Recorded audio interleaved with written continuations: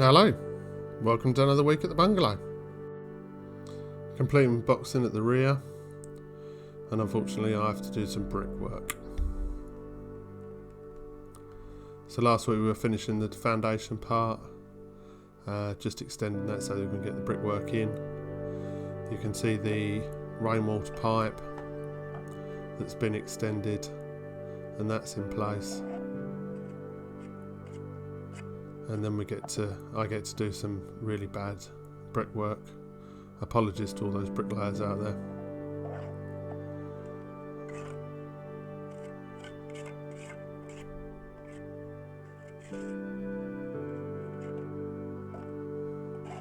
So we're using exactly the same bricks as we did for extending the rest of the house. So these are the old wall bricks that we tore down a long time ago.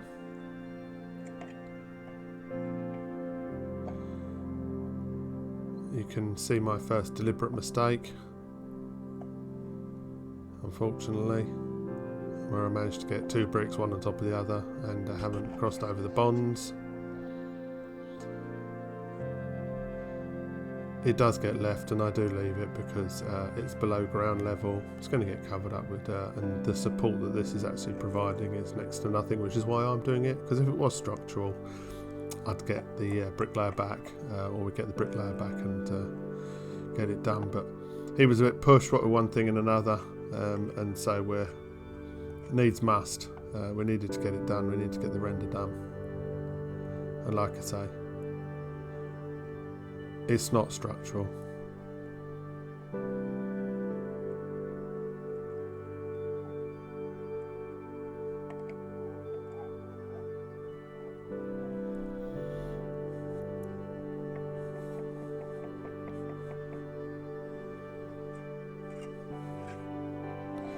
So we're basically losing the pipe in the brickwork. What gets added onto this, so the metal rainwater pipe will come down inside the boxing. We've then got a rubber grommet that fits inside the pipework and seals around the metal down pipe, and that keeps everything watertight, stops any water coming back out. But all of this is below DPC, so it's not too much for trauma. We've gone with normal rainwater pipe, and there's various other systems you can get, a flexible tube and everything else, but because we've got so many different sorts of joint to make, it seems sensible to do it as we have, and then all of the joints are masticed, so it should keep it pretty sound, and it's all sealed inside. Back to something do know a little bit more about, or slightly better at, a bit of woodwork. We like this. This is better than brickwork. So I'm making up the boxes, or the framework for the boxing, as you've seen us do before, using a bit of leftover 100 by 50s.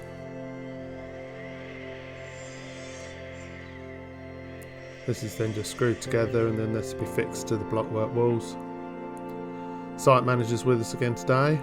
He's wandering around doing his patrols, so you'll see him on and off through the course of the vid.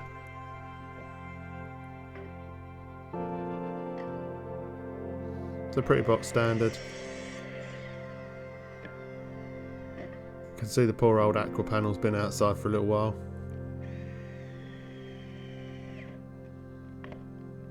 I'm waiting for the scaffolding to come down, the windows to go in, and then we can get this last bit of boxing in place. I think it's about the worst part of all this sort of build is trying to get the timings right, trying to do the jobs in the right order so that things actually happen how they should do, and you're not getting in your own way, if that makes sense. So I think this is the bit that takes the time to learn and the skill to get right. And I suppose for the average DIY, this is where your problems tend to be. Getting the boxing centralised straight down from the upper bit to match up with the brickwork that's been put into place. To be honest, now that it's dried up a bit and we've backfilled the trench or around the brickwork, it doesn't look too bad. And the mortar joints have dried quite nicely. It matches, so we got the mix right. So just plugging and screwing it. You'll see in a moment some DPC appears just underneath the timber work, just to try and keep it, stop the damp coming up through the brickwork. There it is. And then, like I say, just plugged and screwed to the wall. Hold it all in place.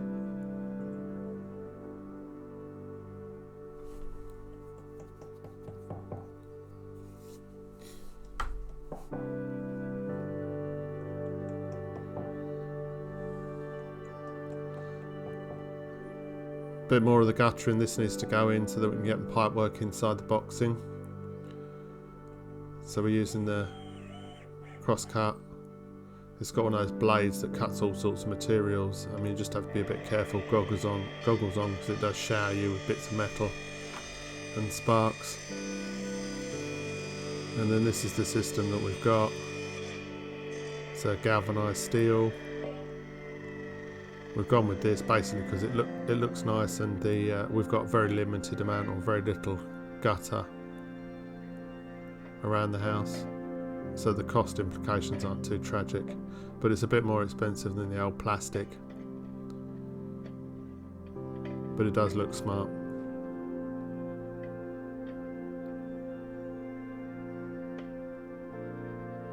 So yeah, rubber seals between everything, and then it all just sort of pushes together.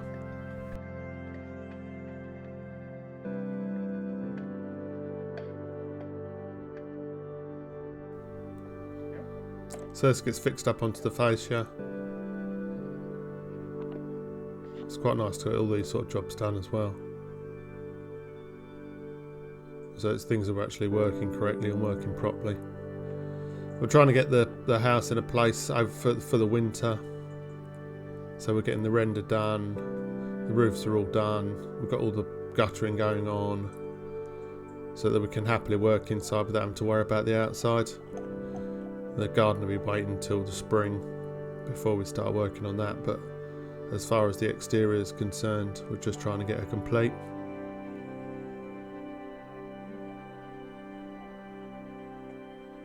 There's always that big push before the winter.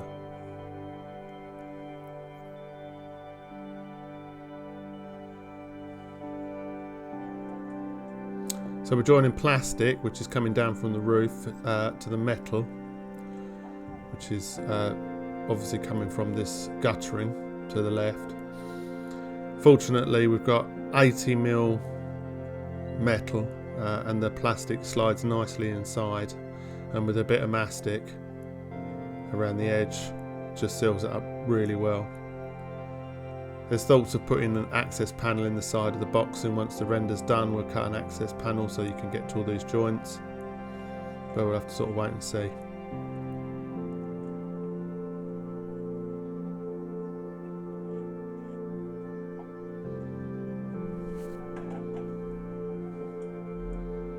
Last of the boxes get screwed into place.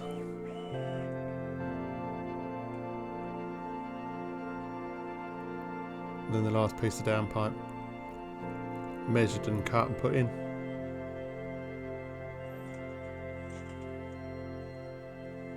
And like I say, this slides down into the 100mm pipe you saw at the bottom, and then we do put a rubber gasket in to seal it up.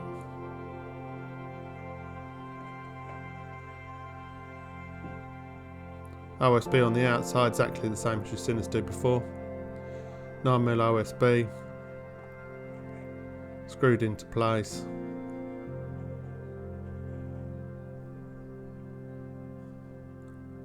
All the way around.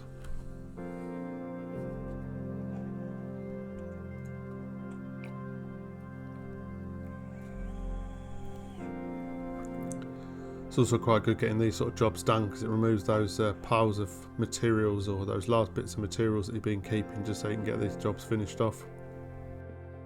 It means you can clear up. I mean, we'll be able to get rid of some of this stuff out of the garden, and then that can be left for the winter.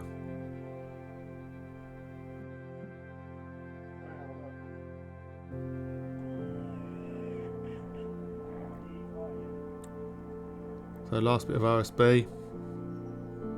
Needs a little bit of persuasion, just to get it nice and straight.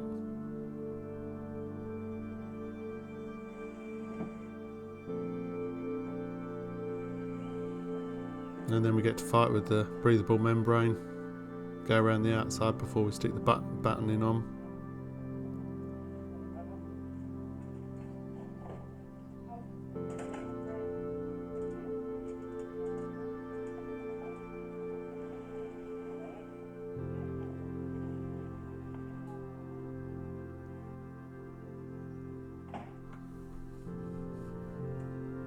And she's starting to look like she's meant to be.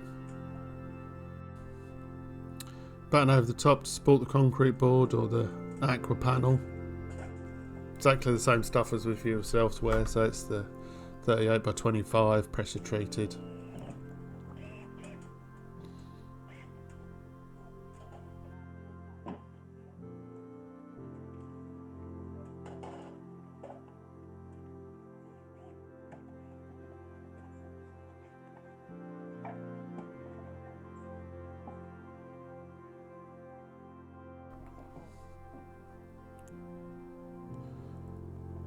So I cut the aqua panel pretty much exactly the same as you would plasterboard.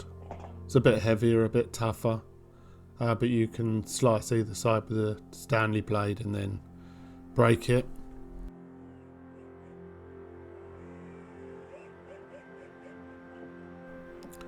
Just like plasterboard, or we also used a combination of using a saw, and you can cut it. It does blunt the saw like a good one because obviously it's concrete, but it makes for a nice clean edge.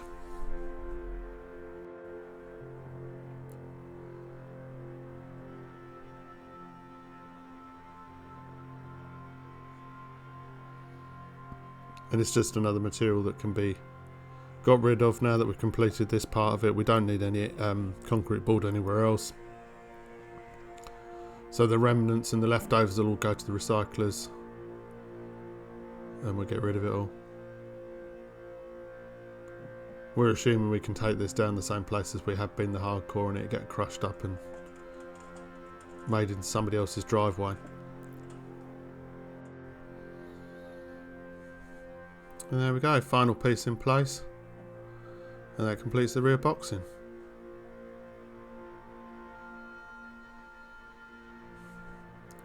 So you can see the rear in all its grandeur.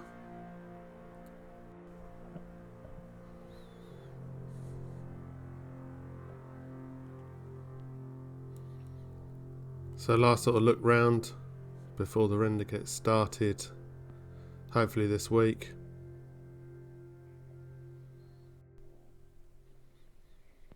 But you've just seen us complete. And then as we move around to the side, pretty box standard, but the render will tie it all together and start looking like a proper house. So I get the block work and the render board and the brickwork all looking the same. Gutter's gone on the front. May need a little bit of attention because I think it needs lifting up slightly, but it's on there and it's working. Round to the side where we've got hopefully the electricity board coming and moving that cable into the new box out of the kitchen, and then round to the end. And as another week draws to a close, thank you very much for watching, and we'll see you again on the next one.